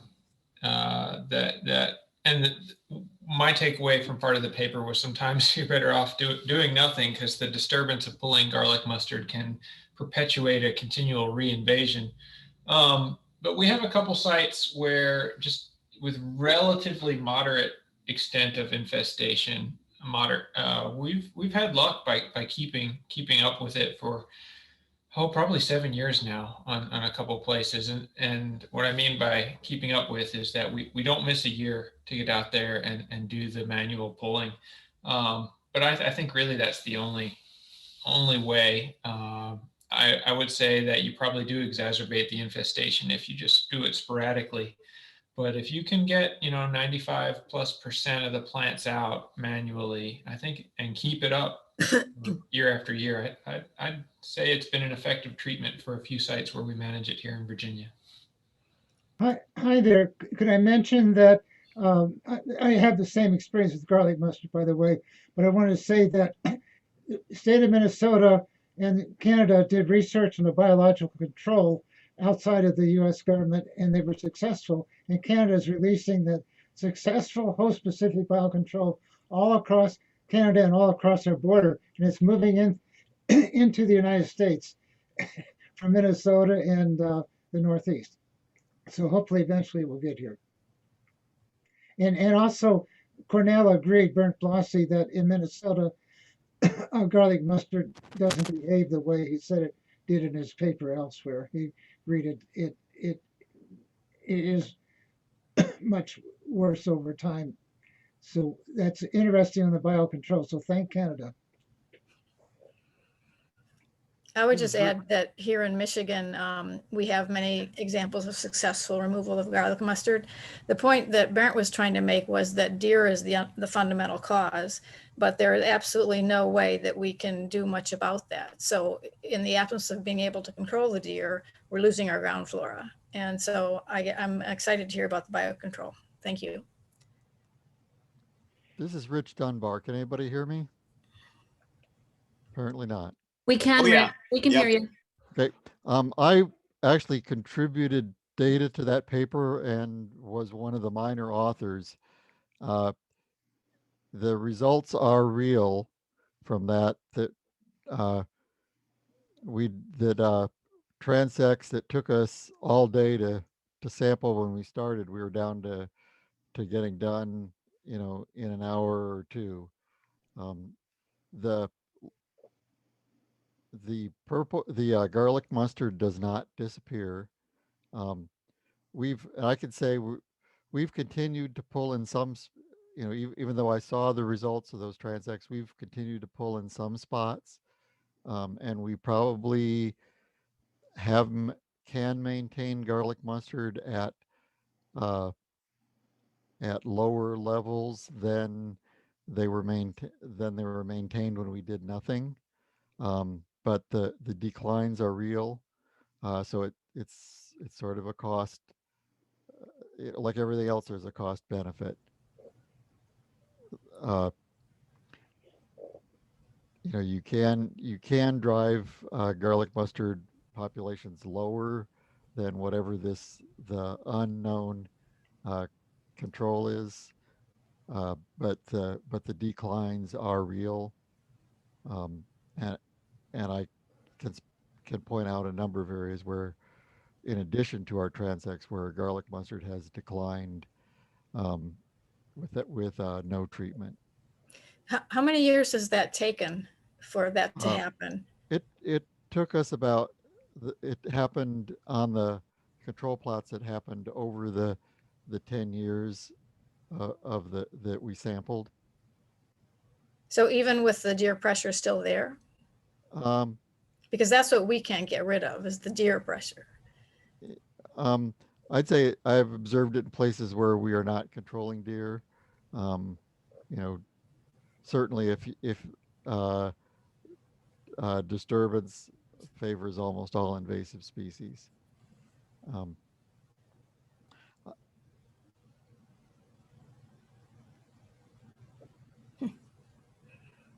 My question is regards to the biological control of garlic mustard. What is the biocontrol? Is it a insect or fungus? I missed that. It's an insect. I can send the information if you want, but you could just get online. You quickly find out the status of it, both state of Minnesota and Canada, cooperative research. It was finished about 5 years ago, and they've been releasing it now just to be nice to us. But you could look it up online, or I can send the information. It's an insect. I think it's a weevil. Okay, thank you. So the reason that it's declining is because there's a negative soil feedback that builds up over time. Can anybody discuss that a little bit, what that exactly is? That is unknown. Mm. They at Cornell, and I wasn't involved in this part of it. They the auto they did some greenhouse tests with autoclaved soil as opposed to untreated soil at various stages in garlic mustard invasions. The autoclaved soiled garlic mustard did better in than the untreated soil where there were garlic mustard invasions. So, but and that's a very Barrett could speak to that much better, but at this point the agent involved in that negative soil feedback is unknown. I'm sorry, could you please explain what is declining? Thank The you. garlic mustard is declining. On its own. Yes. But Got it's only in certain locations. It's burnt. Lassie said it turned out not to be true in Minnesota, for example. I mean, I think that the question is how long can the seed bank hold up till those negative soil feedback situation happens? Because, I mean, it just seems here that they're going to be gone before that happens. Now, I can speak to our experience in Indiana. Yeah. That and this comes from I have spent probably 20 years pulling garlic mustard, and that may be an underestimate. But the native flora, despite the native flora being covered over at one point by a continuous canopy of garlic mustard, the native plants did not disappear. They may well have been suppressed. We didn't do detailed sampling, but when you go through, and you're pulling, the native flora was still underneath there, and and has, and does recover. Actually, I don't know. You can't even say recover because I can't even say for data that to what extent the native flora was suppressed underneath the garlic mustard, but I can say that it did not disappear underneath a cover of garlic mustard. I mean that's contrary to what we all say. It's similar to people say, you go into a dense stand of purple loosestrife and you say it's a monoculture, but if you get down on your hands and knees, it is not a monoculture. The native plants are still there, and they're still there underneath garlic mustard. What about I have a question then. I have a property? question then. If the natives are still there under the garlic mustard, would you still call garlic mustard harmful and invasive? Thanks. I think you have to imagine that, if your goal is to have if our goal, say, doing nature preserves in Indiana is to have a representative example of the native communities that were present at the time of settlement, and you had a place and you had a woods that had a continuous canopy of garlic mustard, then you have to say that that's not a representative example of a native plant community. Did your study include all the native species or just some of them? Did some come back or all of them? When I'm speaking of native species, I'm not speaking of something that I'm not speaking from a data standpoint. I'm speaking from the point of view of somebody who's down on their hands and knees pulling garlic mustard in a woods. The paper does not say anything uh, about the populations of native plants. What about the, the papers that have come out about them inhibiting seedling regeneration of important trees? Well, I imagine that's good data, and I can imagine there's all sorts of reasons why Yeah. why if garlic mustard. I mean, I'm not arguing that Yeah, yeah. that I'm not worried about garlic mustard in the woods. I've spent an awful lot of time pulling it, so I'm not arguing that at all. I'm I'm simply saying that based on my observations, that the native plants don't wink out, and that when garlic mustard declines, the native plants are still there. And they may well have been suppressed under the garlic mustard. I wouldn't be at all surprised that if garlic mustard's taken up all that light, and energy and secreting allelopathic chemicals, it's got to have a negative impact. I'm just saying that in my experience, the native plants did not wink out and were there and were there when the garlic mustard declined. Uh, and again, that's not based on any data. That's not based on any data. That's based on just hands and knees experience.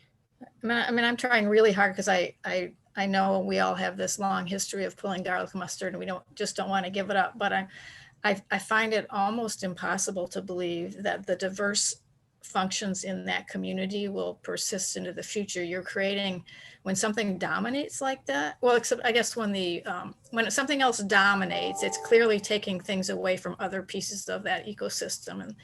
And I guess in your experience, you're saying that the negative feedback happens soon enough that we're still seeing a functional ecosystem that's not greatly reduced in diversity. I guess that's in my, in my completely, subjective hands and knees pulling garlic mustard, and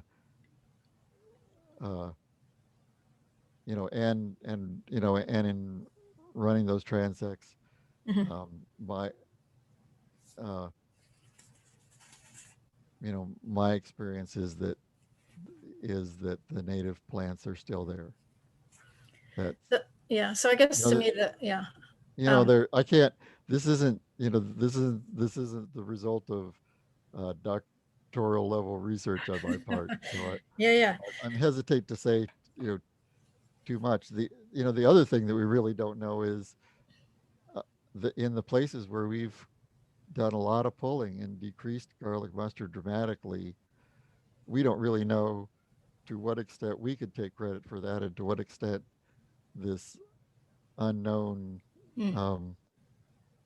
soil pathogen is to gets the credit. We just don't know.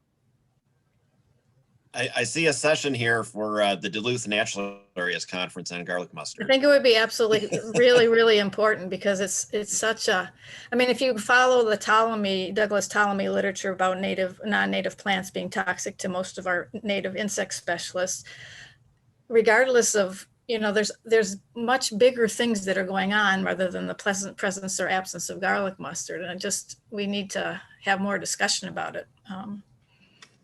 Absolutely. Let's see. There were a few more questions I wanted to in the chat. No, I'm sorry I opened up the. No, it's a really good thing to open up right now, because everybody's trying to figure out what to do. And when you say can of worms, that brings in the worms too. The non-native worms. Patsy from Canada is asking, does anybody have experience with creeping meadow foxtail control? And I'm not familiar with that. I don't know if anybody else is, but I have not worked with that species.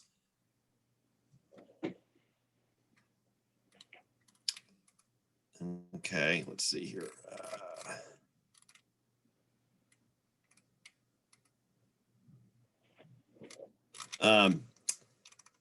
Ryan had a great question, which we struggle with here. Has anyone heard anything about whether there is or may be an aquatic approved grass specific herbicide? I know we struggle with treating Microstegia and Viminium as well as the Phalaris because we don't have a grass specific herbicide that's aquatic labeled. Anybody have any input on that? Hey, Stephen Enlow here. I can kind of address that a little bit. Am I off mute? Yeah. Okay. Can you hear me? You're good. Okay. Okay. So the one state in the US which actually does have a section 24C herbicide label for aquatic invasive grass control is Florida. And Florida has a product called Tiger, T-I-G-R herbicide. It is basically a product marketed by CPRO, but it's originally was post herbicide, which is Cethoxidin. So it is labeled for use for treatment of aquatic grasses. It's not an in-water treatment. It is a foliar treatment for emerged aquatic grasses. And it can be applied broadcast up to 40 ounces per acre in Florida or spot treatments up to 5%. We have found some utility in using Tiger in Florida for torpedo grass, primarily where it's utilized around a lot of stormwater retention ponds. For the most part, we have tested it on some of the others like West Indian marsh grass and seen some activity. In general, we find it's not quite as strong as a glyphosate and certainly not nearly as strong as an imazapyr treatment, but it does provide fantastic selectivity for non-Poaceae species. I have not seen CPRO make any attempt to move a 24C forward in any other states. If you would send me an email directly, and I'll provide my email in the chat box, I can forward those questions to that company and just give them the feedback that there's interest in that. It certainly warrants testing in your areas. Will it be the silver bullet? No, probably not. Will it provide some selectivity that might be useful? Yes, possibly, certainly so. Okay. Yeah, that would be great. We have another question in terms of flashback with herbicides. Is there a distance, and Stephen, you may be able to answer this question, minimum distance to maintain between a tree that you want? Absolutely. So with the imazapyr, we like to say keep it out of the root zone of any non-target nearby vegetation, especially other trees. You know, what is the root zone of a tree? Some people have defined that as a canopy, where primarily the root zone is. Some people say 1.5x or 2x the canopy width. I'm much more comfortable with that. And if there's a chance that your applications could result in runoff of potential soil, treated soil down into the root zone of another tree, then that's a no-no in my book. So I have to be relatively careful with the imazapyr along those lines where there's nearby desirable treated trees. But keeping it out from under the drip zone for certainly that is an absolute. And 1.5x to 2.5x the drip zone is often a pretty good safety rule of thumb. Here's another question, Stephen, about the lead tree, which I'm not familiar with, but a question about treating it in coastal Texas. Yeah, absolutely. I'm sorry to hear that you have lead tree in coastal Texas. I hope you don't have very much of it. And it is extremely difficult to kill. The smaller lead trees along the coast have been very resistant to even basal bark treatment when it's above 2 inches in diameter. So it's one of those that bizarrely enough just does not respond to herbicide very well with basal bark. If you can cut stem treat them, then you have multiple options there. Garlon 3A at 50%, Milestone at 10%, Method at I think it whatever that cut stem label is for Method, I think it's 10%. Should be very effective on it. I know that's a lot more work cutting them down, but it's been a lot more effective than basal bark or foliar treatments. If you absolutely need a foliar, I would go with Milestone as a foliar treatment. And it's a pretty low percent concentration. I think it's about 1/4%. With a good non-ionic surfactant, it should work pretty well on small stuff. Did you get all that? Thanks. Yeah, I think so. I think that probably answered their question. There was another question here about control of lesser celandine, Ficarra, and there was an answer that apparently, yeah, glyphosate works well in February and the first week in March to avoid non-target impacts.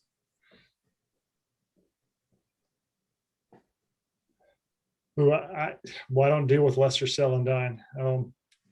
Yeah, we have it here in Missouri in a low amount, so that's good to know. Any other feedback on lesser celandine? We're just finding it in Michigan, and it's a literal carpet. I mean, it seems even way worse than what initially garlic mustard was like. I mean, and it doubled like in a year, just unbelievable. It's like a mowed carpet along the floodplain. But yeah, that speaks to in floodplain situations, larger floodplains, at least here in Missouri, we've just hopefully some of this garlic mustard information is correct in terms of it winking out over time, because we've just thrown up our hands with the constant flooding disturbance. It's almost impossible to treat some of these. Garlic mustard and stilt grass are the two ones that, once established in a watershed, we almost write it off, which is sad, but that's kind of where we're at here. we need something more cheerful to talk about. Well, if the garlic mustard decline That's true. occurs, that'd be great. Yeah. You want something cheerful? The biocontrol for Japanese knotweed is being reared and released all over the country. It's successful. Great Britain started it and proved it was right, and we've copied it and proved it's safe. So Japanese knotweed is being, the biocontrol is being released all over the country. I would like to echo that sentiment on biological control. So I get accused of being the nozzle head or the herbicide guy who does all the herbicide research. I 100% advocate for more biocontrol. We are desperate for biocontrol agents for many, many plants. This is something to really push for on a grassroots local effort, within your own states, for more research to find safe and effective biocontrols. So I strongly advocate that you work on that from the local level up in every single state in the country.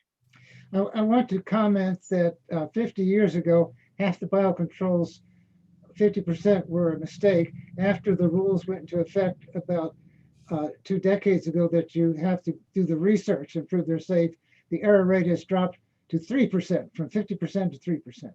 So this is a case people are skeptical. And it turns out we can only find biocontrols as a result for about half as many species, but still that's very good. Yeah, and some of those errors weren't really errors. They just didn't value native thistles.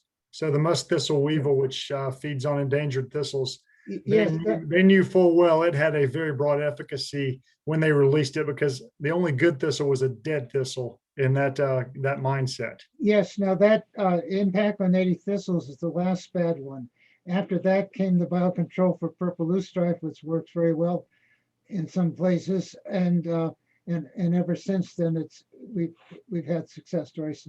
The thistle one was the last big mistake. Yeah, that was way too much of a generalist, no question. I do want to say that we are advocating that USDA use their research lab in France, where lestocyanine is native, to do research to find a host-specific biological control. They're just looking now for candidates. So if Natural Areas Association can request ARS to do that research, and the staff at says, yes, we just need the money. The staff, their ARS research in our biocontrol lab in France says, yes, we want to do it. We just need some money. So I advocate everybody in the Natural Area Association to say, go ahead and do the research and see if there are any candidates. And once there are fine candidates, of course, then the hard part comes proving they're host specific, but at least that would be the start.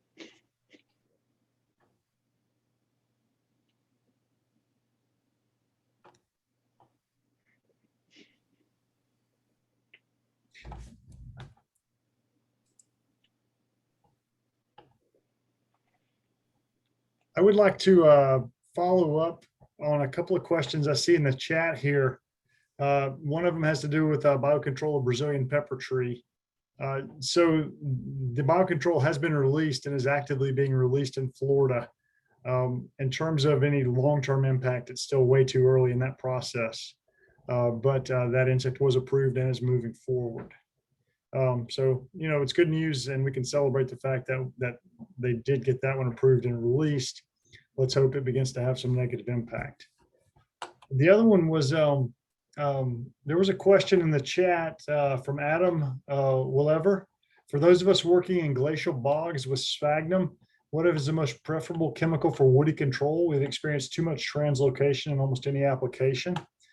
And I'm curious what you mean by experienced translocation with almost any application. If you are still available to clarify that question, I would really love to hear kind of what you're talking about and what species.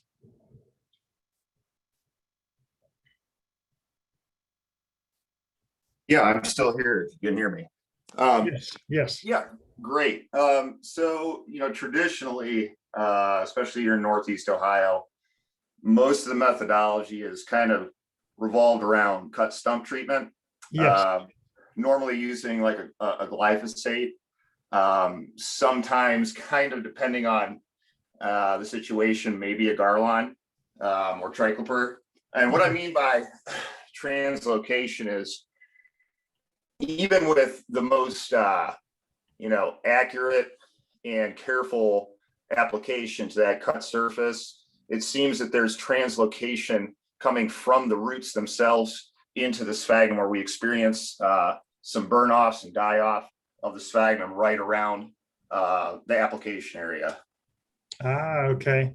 So suggesting root exudation and subsequent activity in the surrounding vegetation, or in the sphagnum moss in this case. Oh boy, so that's not true with glyphosate. It doesn't move. We're not unlike the other herbicides. Okay, so this is a fascinating question, because we've actually been studying the potential for root exudation within triclopyr. And we've done some activated charcoal studies and have not been able to show non-target injury through potential root exudation to surrounding shrub species. We have not done those with any type of the species you're dealing with, though. And I would love to see a picture of sort of the pattern of damage you know, that you are experiencing there. With glyphosate, I really wouldn't expect that to occur within a bog like that. But again, maybe pictures of some damage might be something that could sort of help play detective on what's going on there. Because I understand the stewardship and the attempt to be as very careful and selective as possible.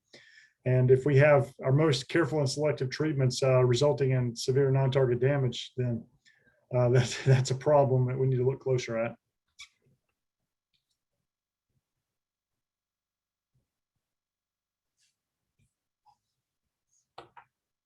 Well, we're just about at the end of our session here. We have a few more minutes left.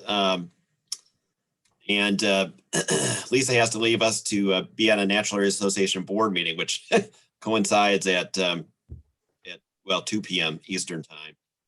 Let's see if we've got any other. We've got plenty of things to talk about still, but we're going to have to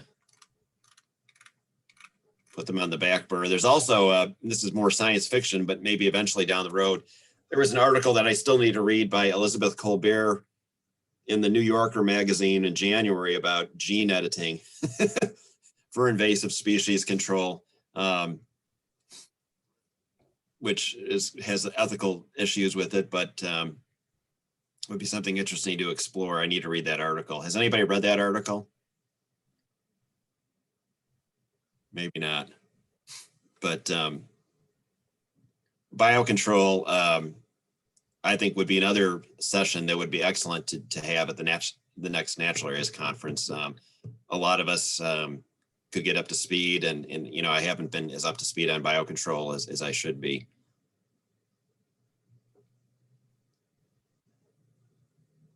Any other questions out there? Yeah, Matt Tankos on biocontrol is leading U.S. Department of Agriculture research.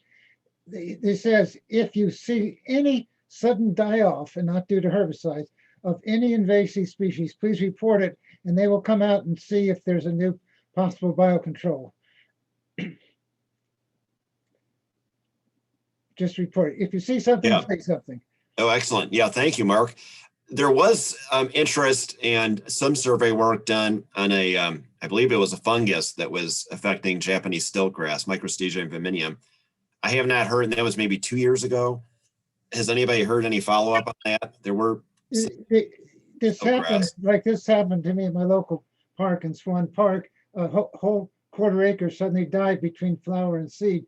The problem is it did not happen the following year. So if you see that that happened in your park and it follows up the next year, then they want to do research and find out what's different at your site. The problem with this research is this bipolaris rust pops up, but it doesn't